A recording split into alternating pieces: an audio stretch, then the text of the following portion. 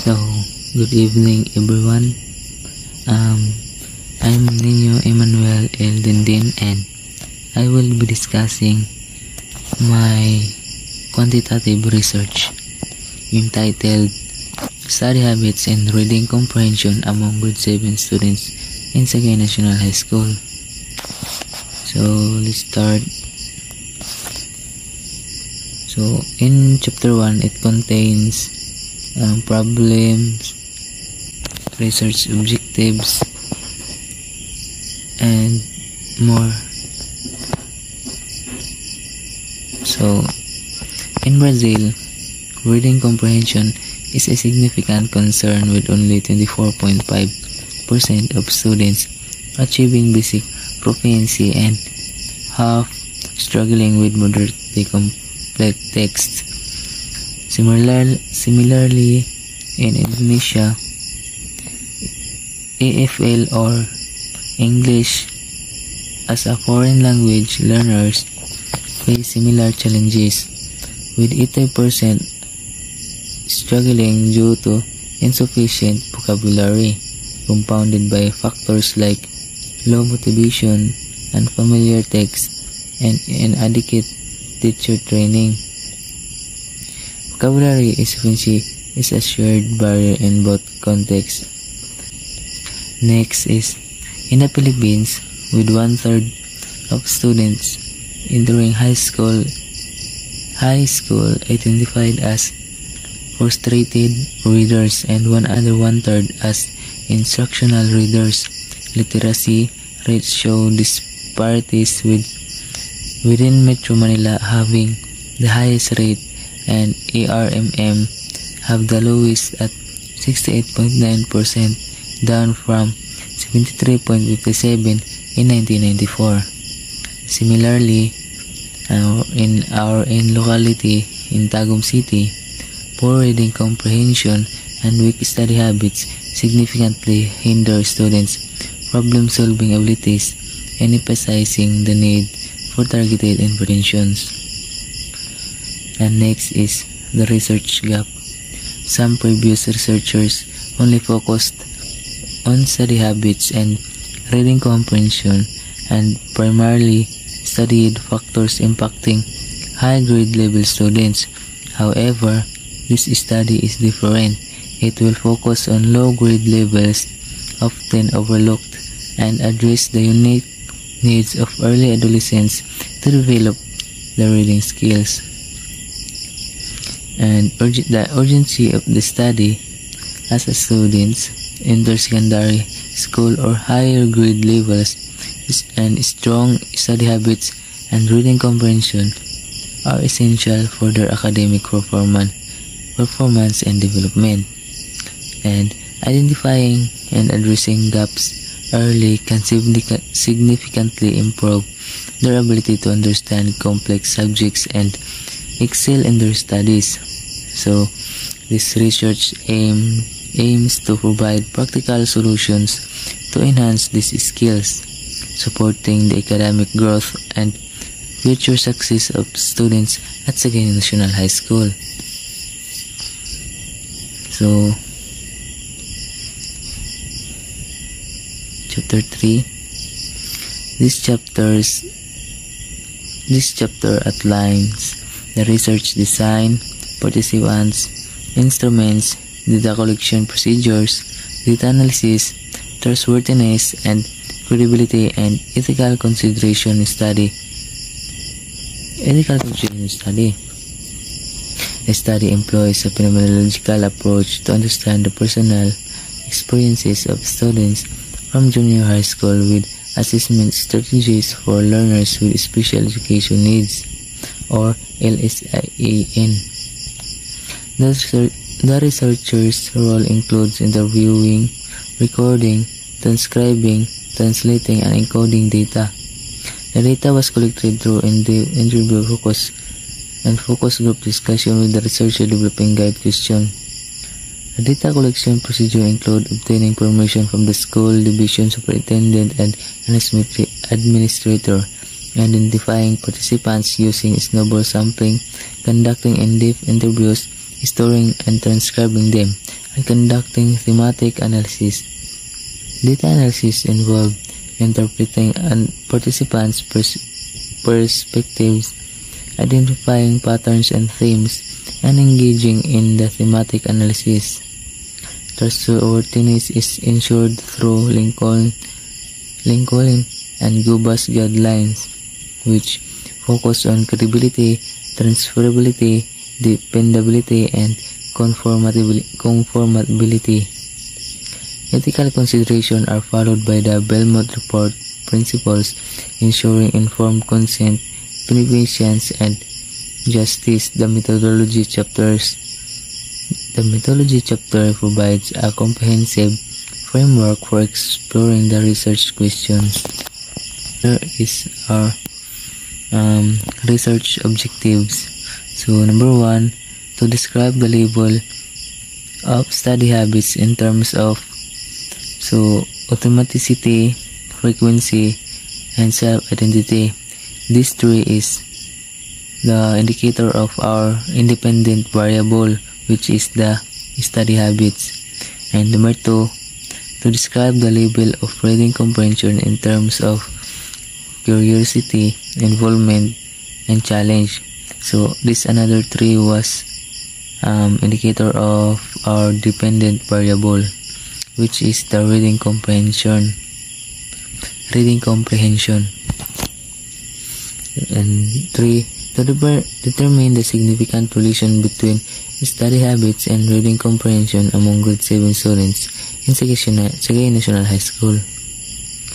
4, to determine which domain of study habits and reading comprehension significantly affects grade 7 students in Sagay National High School.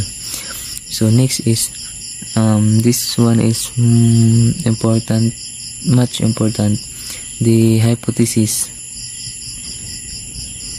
So next is the hypothesis. So the number 1 of our hypothesis is there is no significant relationship between study habits and reading comprehension among grade 7 students in Sagay National High School. So that was our hypothesis number 1. So, and hypothesis number 2 is there is no specific domain in study habits and reading comprehension that significantly affects grade 7 students in Sagay National High School. So that was our second hypothesis. And next is the research design. So this study will make use of a quantitative non-experimental design utilizing a descriptive correlational technique to describe the possible existing relationship between the variable as well as to determine the direction and magnitude of such a relationship. This method was deemed appropriate and accurate for this study. It is a research design that seeks to establish relationship between two variables, the dependent and dependent variable. Our independent variable is study habits, and our dependent variable is the reading comprehension after an action has occurred by Graviter and Wallno 2004. Furthermore, a descriptive correlational approach will be employed to examine the levels of study habits and reading comprehension. Therefore, a survey was seen as valuable as it provides facts on which scientific judgment may be based. It offers essential knowledge for the development of instruments for the measurement of various aspects which are utilized in all types of quantitative research by Borg 2009. So next is research locale. So figure 2 represents the area of investigation. So this study will be conducted in Sagay National High School as indicated by the 2020 census. It has a 5,048 individuals, and in barangays again is made up of 17 districts. The barangays again has only one secondary school in Davao del Norte and has 8 municipalities and 3 cities. The total number of barangay in province is 22.3. The province has land once of 3,422.61 square kilometer or 1,321.48 square miles. It has a population of 1,125,057 as determined by 2020 census. The municipality has a land area of 297.39 square kilometer of 114.62 square miles, which constitutes of 8 to 69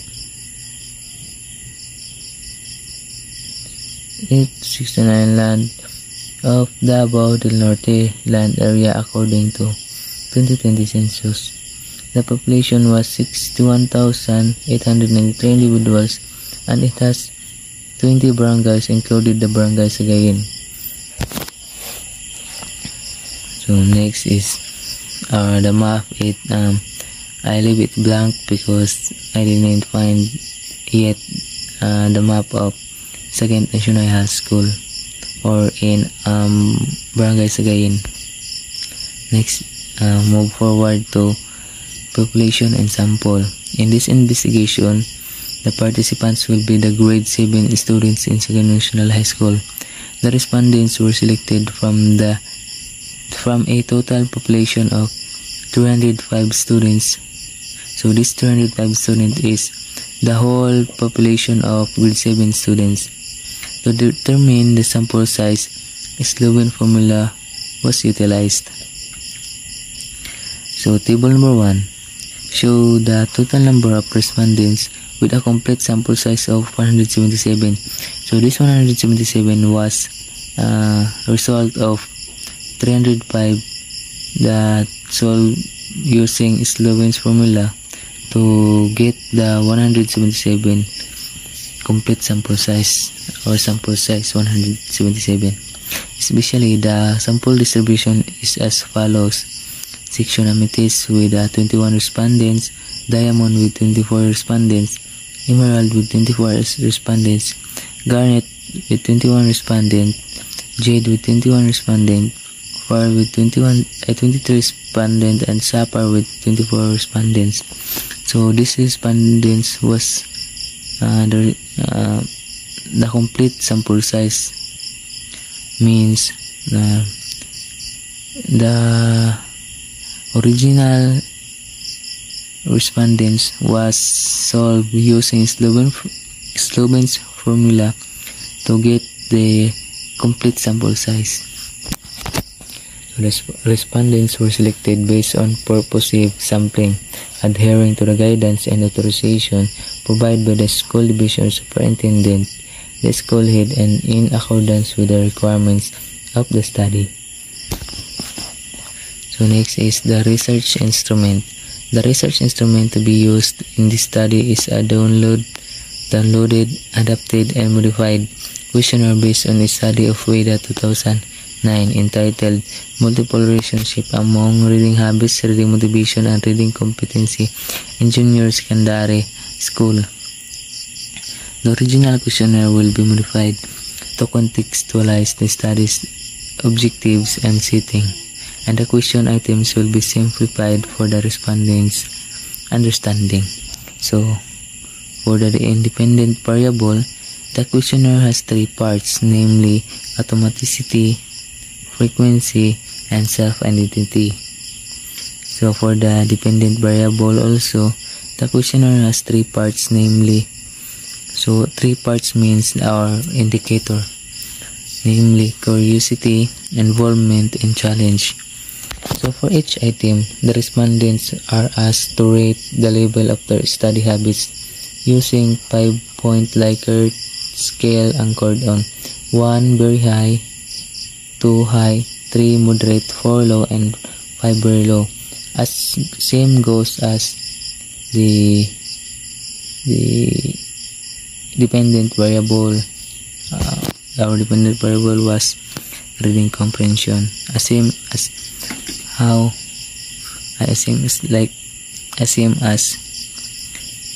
this. So chapter 3 chapter results. This chapter presents the result of the study. I'm apologize. I'm wrong with the previous chapter. It was chapter 2, not chapter 3. So this is the chapter 3 result. This chapter presents the result of the study. They are presented based on the problem raised in the previous chapter.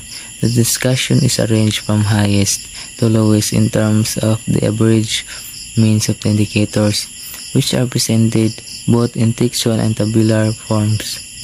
So label of the study habits. Table 2 shows the data on the label of the study habits in terms of automaticity, frequency, and self-identity. It is indicated in the table that overall mean is 3.58 with a descriptive equivalent of very evident. So this 3.58, we got this from our tally using the correlational. And how we get this? We solve our tally to get the overall mean. All three indicators have descriptive equivalent of high. The highest is on automaticity with mean of 3.73 with a description of high. Then frequency with a mean of 3.38 describe moderate, and followed self-identity with a mean of 3.62 with a descriptive equivalent of high. The overall mean of 3.58 with a descriptive equivalent of high means that the label of study habit is much very evident. It is believed that the vital reason for becoming an effective student is learning how to study smarter and not harder.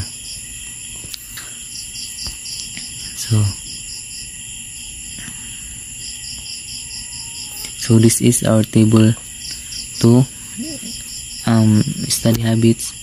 So items is automaticity, frequency, and self-identity. So these three is our indicators in our independent variable. So study habit is our independent variable, and it has three indicators, namely automaticity, frequency, and self-identity.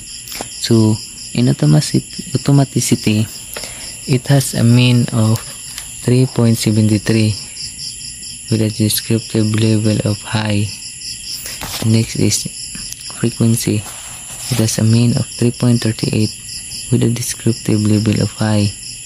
And also is self-identity with a 3.62 mean and descriptive level of high.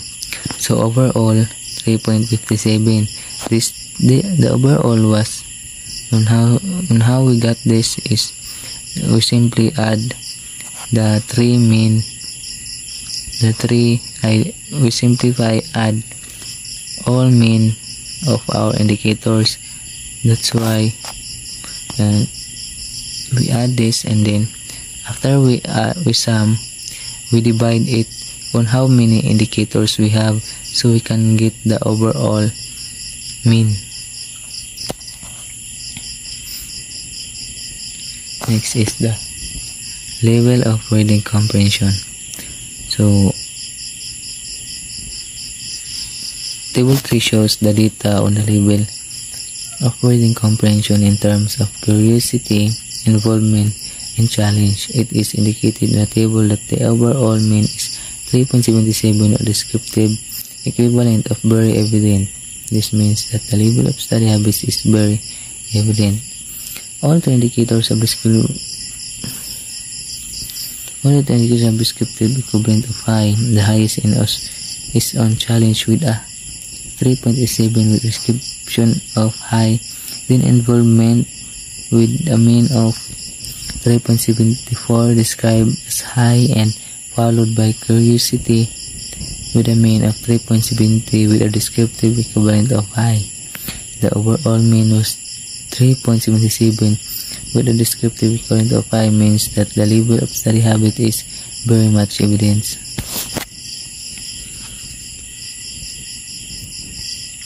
This simplifies that reading comprehension is a challenging skill that involves complex cognitive processes, making it tough to teach and measure effectively. According to Lehman 2019, despite decades of research, reading scores among U.S. adolescents have shown little improvement, pointing to a gap between research and real-world application. The key to improving reading comprehension lies in focusing on several core components that are essential across different models of comprehension. These include background knowledge, vocabulary, and ability to make inferences, and mastering one's understanding of the text. For students to truly improve, instruction must be long-term and sustained, starting early and continuing throughout their educational development. So, in our table 3, reading comprehension, it's same as previous table, but this table was all about our dependent variable. So our dependent variable was the reading comprehension, and it has also 3 indicators, namely curiosity, self-development, and challenge. So the process of getting this mean is same as how we got those mean in a previous table. Is the for significant relationship of independent variable and dependent variable. So shown in table 4 are the result of the test of significance of the relationship between levels of study habits and reading comprehension. As reflected in the table, the overall R value of study habits is 0.423 with p-value of 0.0, which means this means the rejection of the hypothesis. So this means that there is significant relationship between study habit and reading comprehension. So if your hypothesis was rejected, means that there is significant relationship between your two variables. This implies that study habits play a vital role in solving the problem of students who lack of reading comprehension. The coefficient of determination R² I R2 for study habit, which mean is 0.3600, means that 30% of the variation in reading comprehension could be attributed to study habit. So where we get this 36%, we just simplify, make this R2 3600 convert to percent, so that we get this 36% of the variation in reading comprehension that could be attributed to study habit, and the rest of the 64% is a chance variation, which means that reading and study habits could be attributed to other factors. So this includes others which are not part of the study but might influence or affect reading comprehension. So in the table 3, significant relationship between our two variables, the study habits and reading comprehension. So our independent variable is study habits. So after we solve this in Excel, so the R value is 423 and the R squared is 36,600 and the p value is 0.0.1. So I am wrong with this because it's just only 0.00, and so after that we decision if our hypothesis was rejected or accepted. So if our p value is 0.00, which that means that our hypothesis was rejected because so the main impact of study habits affects students' reading comprehension. The study result in table 4, the three indicators have p-value of 0.00, which is considerably less than 0.05. Therefore, the three indicators are rejected. This means that there is statistically significant evidence to suggest that the three indications are significantly related to the dependent variable, which is the